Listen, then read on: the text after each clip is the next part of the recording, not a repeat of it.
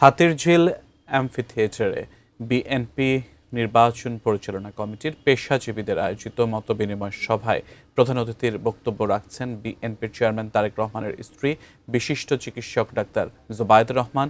আমরা সরাসরি চলে যাচ্ছি তাঁর বক্তব্যে।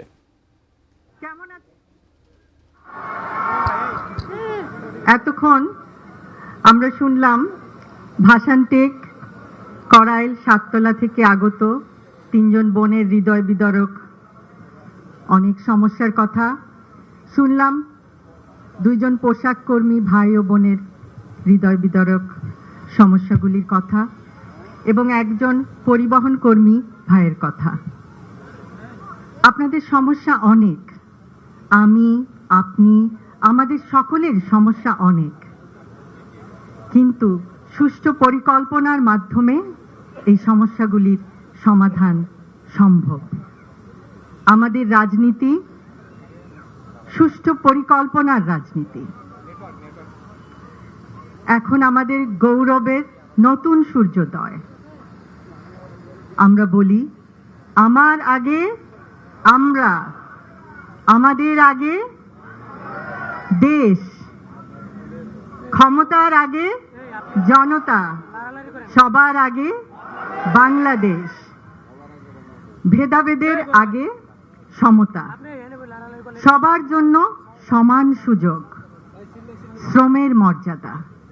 আমরা সকলকে দিতে চাই শ্রমের মর্যাদা, মেধার মূল্যায়ন, মেধাভিত্তিক চাকরি এবং অধিকার, সুবিচার, শোষণের আগে অধিকার।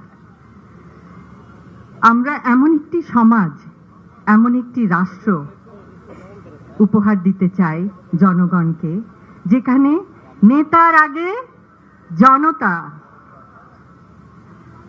করব কাজ, গড়ব দেশ, সবার আগে বাংলাদেশ।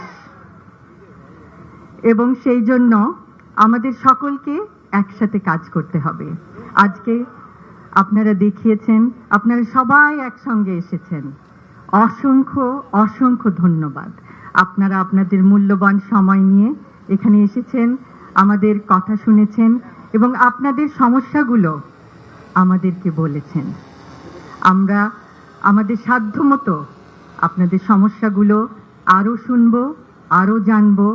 আমরা একে অপরকে আরও জানতে চেষ্টা করব যে সমস্যাগুলো কিভাবে সুষ্ঠুভাবে সমাধান করে একটি সুন্দর সমতা ভিত্তিক, জ্ঞান ভিত্তিক, শ্রমের মর্যাদা ভিত্তিক রাষ্ট্র উপহার দেওয়া যায়।